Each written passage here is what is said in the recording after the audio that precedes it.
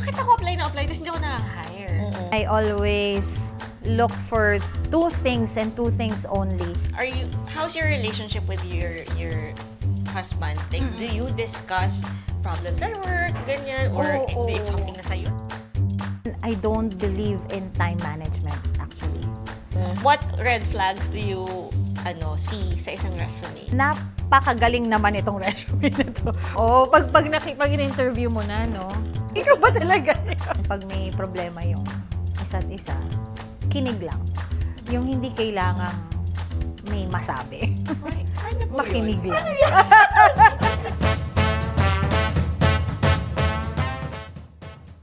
At mapalad tayo today dahil makakakwentuhan natin ng isang empowered woman who's a living proof that yes, it's indeed possible.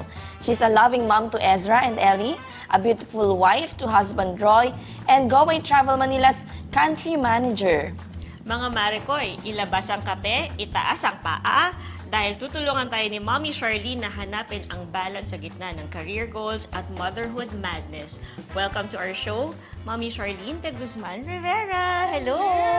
Nice to meet you. Ang question ko, since kasi kayo, magkakumari kayo. So Magkakumari, hindi, this is my first time to meet Yeah, I you know. po. So, ano po yung ginagawa niyo talaga sa life? You're a mom and you do what as your work? Yeah, so I'm a country manager for Goway, Manila. So I oversee the operations and basically run the business here in Manila. Sobrang busy po ba? Yes, we have 350 staff now, so that's a lot. So meron akong 350 na anak bukod sa 2 kong anak sa bahay. Oo, So, paano mo na pagsasabay yung pagiging successful sa iyong career, tsaka yung pagiging hands-on din kay Ezra tsaka kay Ellie? Siguro ako kasi like structured ako as a person.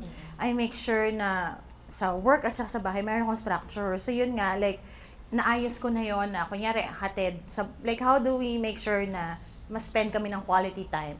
Because sa akin ang importante with the kids is not how long you spend time with them, but yung quality. So it can be just 10 minutes of the day, but 10 minutes of undisturbed and just really focus on them. And I read that somewhere in a book, na 10 minutes is all it takes for a child to remember that that day, my mom actually spent quality time with me.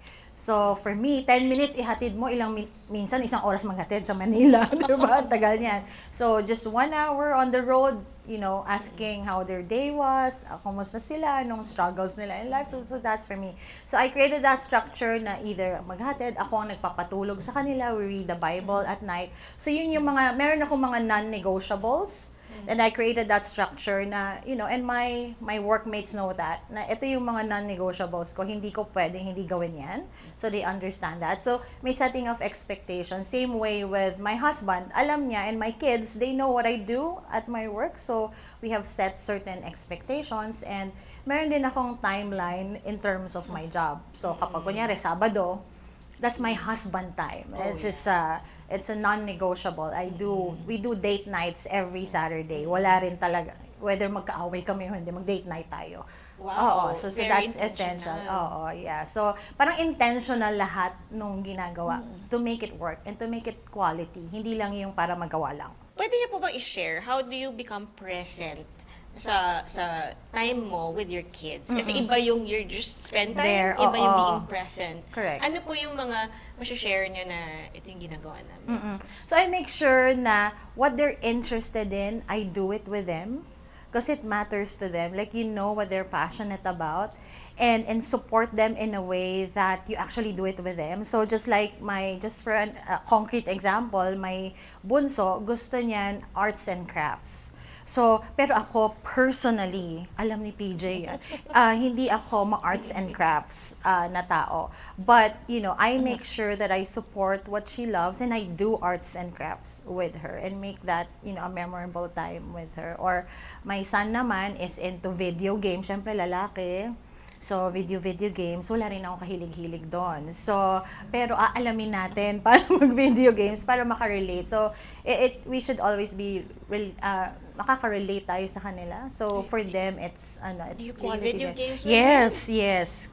Oo, para, you have to level with them. So, I think that's what's important. You have to level with them. so that you will get them and they get you also. Diba? Yun yung importante kasi as parents, syempre ang tingin nila sa atin, uy, eto siya. Also, especially, they know my job. Nakikita nila, like, at work, uy, tawag sa kanya, si ma'am, si boss.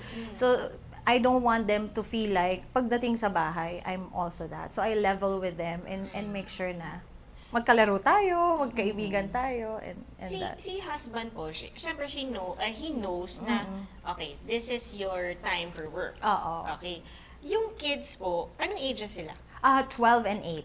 Okay, so are they aware na this is mommy's time for work? No disturbing. Yes, This is yes. not my time yet. Oo, pero hindi naman perfect. May mga time na, diba, may urgent sa work. May nangyayaring ganon. And sometimes you would receive those questions from them na, di ba dapat walang work? Bakit ka, why are you doing work at home? Di ba parang not work time to? So just making them understand talaga and talk to them in a way, like an adult.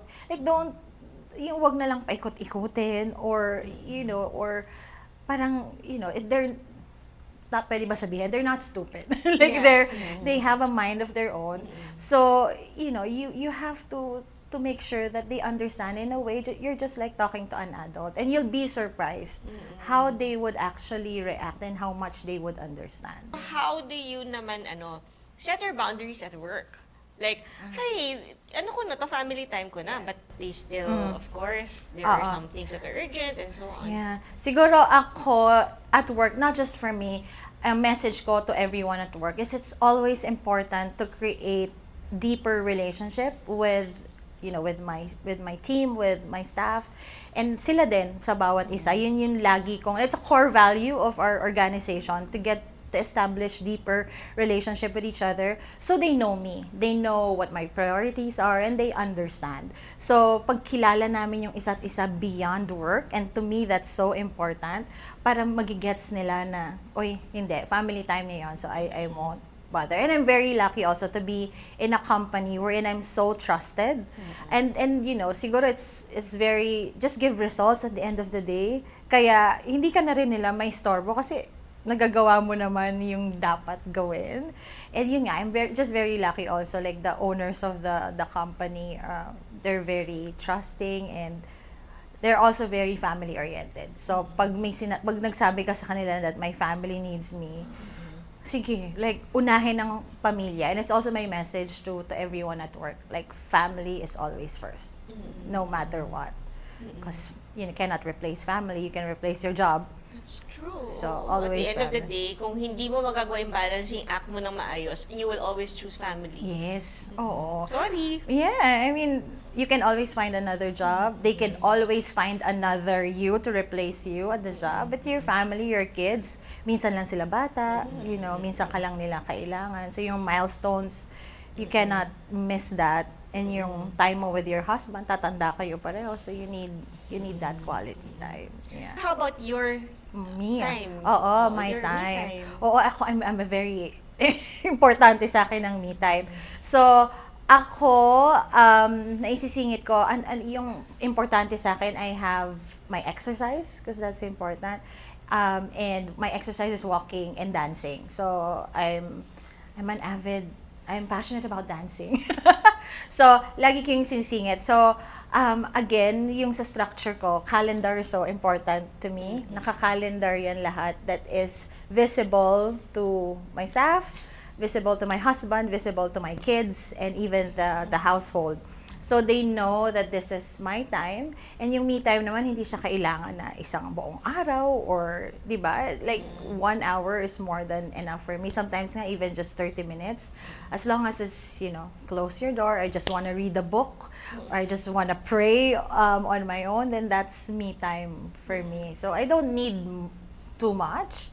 But it's essential because otherwise hindi ka rin magpa-function well as a mom, as a wife, and as a workmate if wala ka ng sanity, 'di ba? Right. Medyo mabaliw ka na because you haven't spent time with you, and I think you need to establish something that you're passionate about outside of work, outside of your husband, outside of your children, kailangan meron kang something you're passionate about. That is for you. So for me, that's dancing, that's just walking. I do 10K a day for my walking. Oo. Kaya mo yun. Uy, di ba pag gano'n tayo, may event tayo? Sabihin. 10K steps ha? Baka naman, steps. Hindi naman kilometer. Steps. Steps. Plus 10K shopping. Oo, 10K steps. Sa mga nadadaanan. Yun yung masama doon, no? How do you,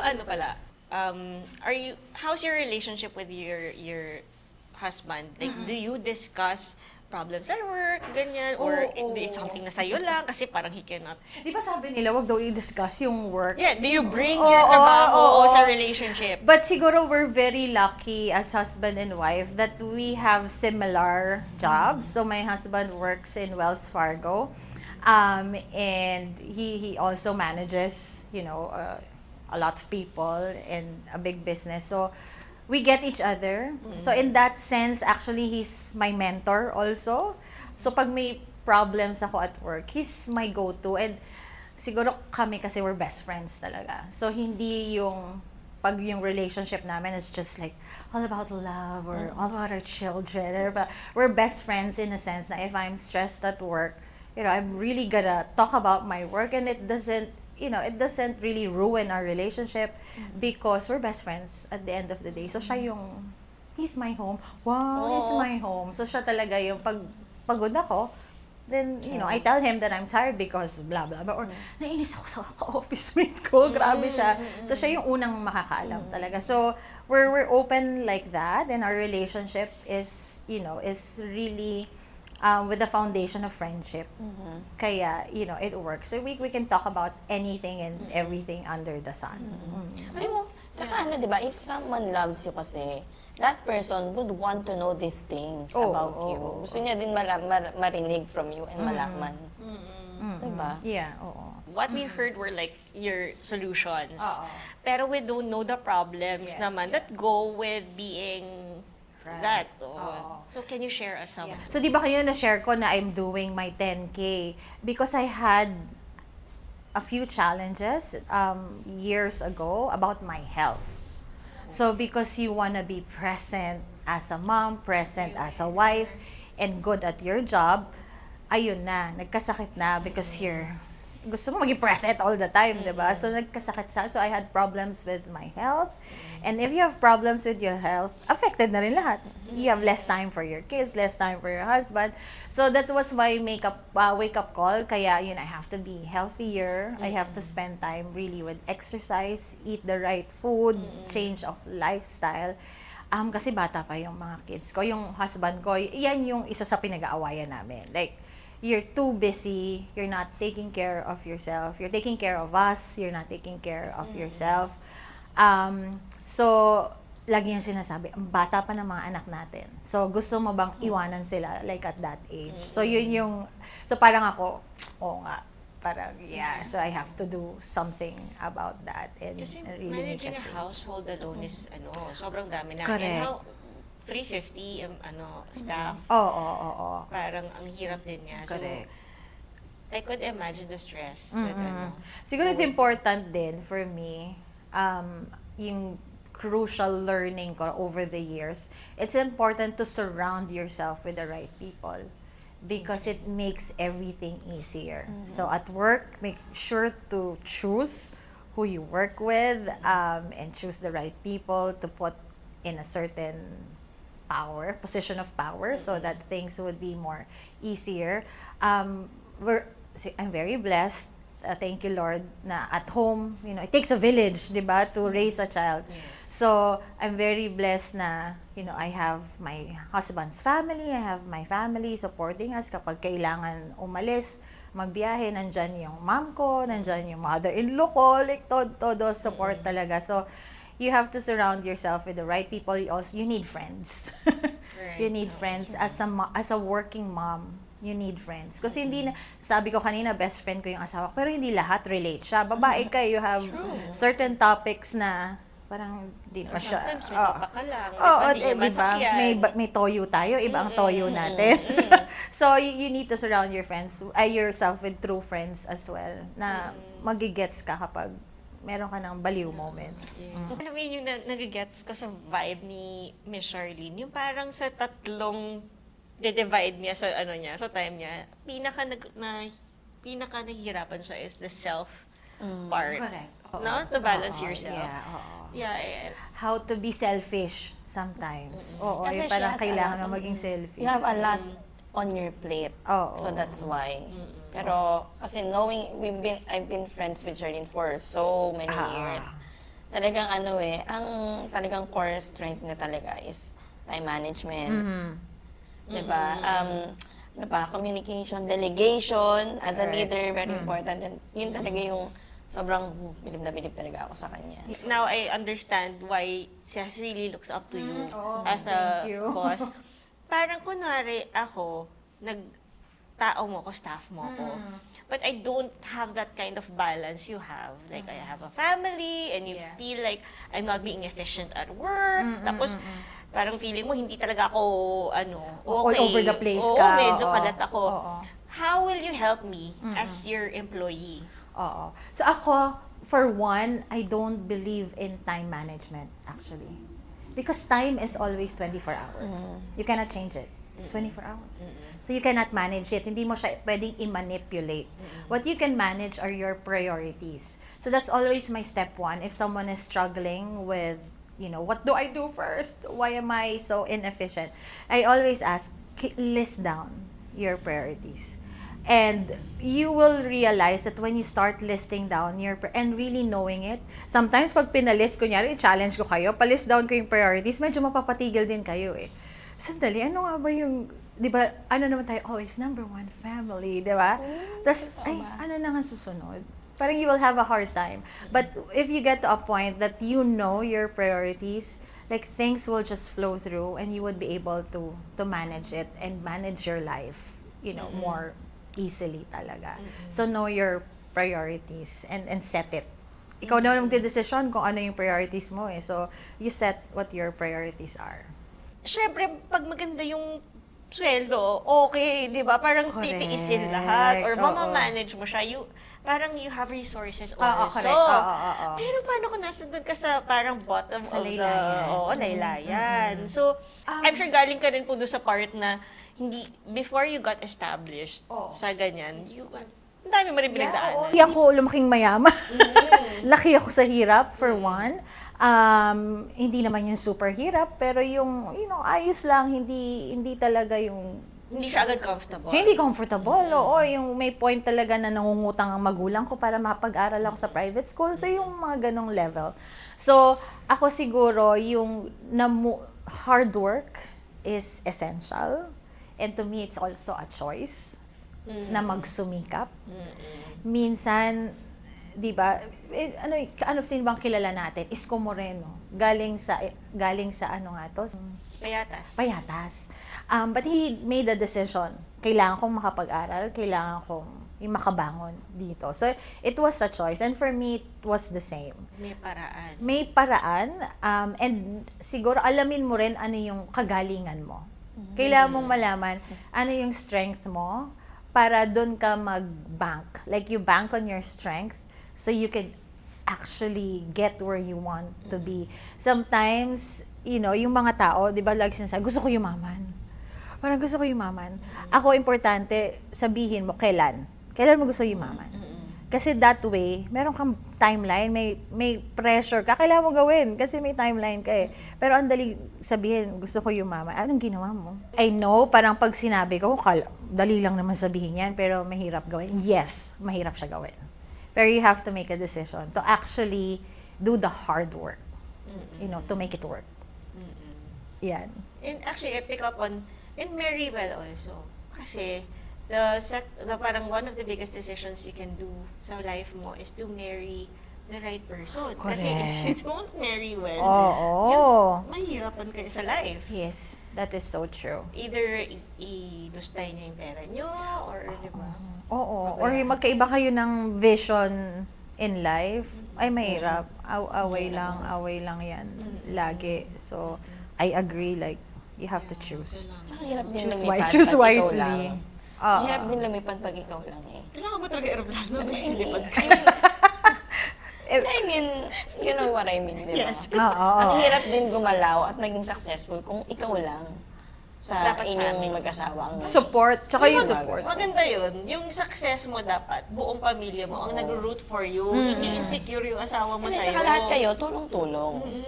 Kasi kung ikaw lang nagdadala sa lahat, paano naman yun? Oh, nice yun. Mm-mm. Kayo po, yun yung next question. How do you support your husband? How I support my husband, same as he supports me, is very parang reciprocal yung the way we support each other. Pag may problema yung isa't isa, kinig lang. Yung hindi kailangang may masabi. Ay, ano po Makinig yun? lang. Ano po yung Kaya wala lang minsan, kaya lang minsan nakikinig tapos naghihilik na din eh. Pwede. Oo, or yung dahil mong opinion. Oo. Nagiging personal na to. Oo. Kasi yung my husband din is very soft-spoken. Kilala ni Mami Cess yan, na very bihira siya magsalita. So when he shares his struggles, listen lang talaga. Tanungin ko na yung dapat isang topic Oh, natin. go, sige. Ano yung, gusto mo yung tinanong na lahat. Ano yung, kasi I always ask her, why, ito mommy concern to eh. Bakit ako apply tapos hindi ako na-hire? Diba? Parang what makes someone hireable, ganyan. Since you are ikaw yung goal, maging, na-balance mo, paano po, kunwari kami na mga, mga kami talaga. Paano anong hinahanap nyo sa isang Ako, I hire for attitude more than skills. And I always look for two things and two things only when I look for someone to recruit. It's passion and perseverance. So if I see during our conversation in the interview that you're passionate about the job that you're applying for, you really educate yourself. It doesn't necessarily have that you need to have the skill just yet because that can be taught. You will be trained at work. But you have to also equip yourself. Konting research naman. Ano bang ibig sabihin nitong ganito, ganyan-ganyan. So if I see that you are passionate about what you're applying for and also you're very persevering, that you're really gonna show me that, this is what I did to be able to get to this position that I'm applying. I'm applying because I need this job, or I'm applying because I saw that this environment is so, is something that I'm looking for. So if I see those, so grit, we call that grit, passion and perseverance is all I'm looking for. And sometimes, feeling ko yung mga sa mommies natin na looking for a job, parang masyadong focus dun sa, kailangan magaling akong mag-English, di ba, sa interview. O kaya kailangan very knowledgeable ako dun sa kung ano man yung pinag-a-applyan nila. But a good company will hire you for attitude, not for your skills. Oh. Okay, ito basic to. Kailangan, may plus ba ang cover letter? No, Sa ano? I don't even read it. Diba? No. Actually. So cool. Kasi effort siya eh, di ba? I don't even Okay. read. What red flags do you see sa isang resume? Yung pag nakita mo, parang hindi. Number one, you see their tenure dun sa mga past jobs nila. If hindi nare-regular, red flag yan. Ano nangyayari? Or hindi nagtatagal. So, what happened? So that's your first question. What happened to this person? Also, if it's too much, actually, for me, that's a red flag. Yung parang napakagaling naman itong resume nito. Parang nilagay na lahat ng skills. Chinat GPT talaga. Nilagay na. Ginalingan. Oo, parang totoo ba? Kaya niya bang gawin yon? So, red flag yon. So to me, being truthful in your resume is truly helpful. And also, yung picture is very important sa resume, your photo. We have been seeing a lot of resumes these days na ang photo, talaga namang yung mga selfie talaga. Tapos kung ano-ano yung background. Parang you just have to be simple and professional looking because it says a lot about you. Like what you put on your resume as a photo says a lot Super about you. filtered na, no? Hindi na Oo, i-photo. pag in-interview mo na, no? Ikaw ba? Ikaw ba talaga? Parang hindi, so you have to be just truthful. Okay. Okay, parting message tayo. Paano niyo po, kayo kasi yung nakakuha, yung parang binasag niya yung notion ng hindi ka pwedeng winning in love and life. Kailangan pumili ka lang. Kailangan pumili ka lang or malas ka sa Or kapag yung okay yung love life mo, hindi okay yung career. Di ba may mga ganon? Anong say niyo po doon? Anong take niyo doon? Everything is possible. And again, I always go back that everything is a choice. You make, kaya nare-relate ko siguro yung work and life. I have the same philosophy actually in work and in my relationships. It's a choice. Di ba? Just like with your partner in life, you don't always wake up looking at your husband na, oh, I love you. Napakagwapo naman. Di ba? You don't always wake up. Sometimes you wake up, kabwisit to, hindi siya nakakatuwa. But you choose to love that person and stay. So it's a choice. And it's the same with your career. Hindi ako successful sa career ko. Bakit? Like, what are the choices that you have made? Did you choose to excel? Or did you choose to just get by? So, it's all about making a choice. Like, what happens to you is your choice at the end of the day. Because God gave you free will. Ito po yung resume namin. Bigay ko lang po sa inyo.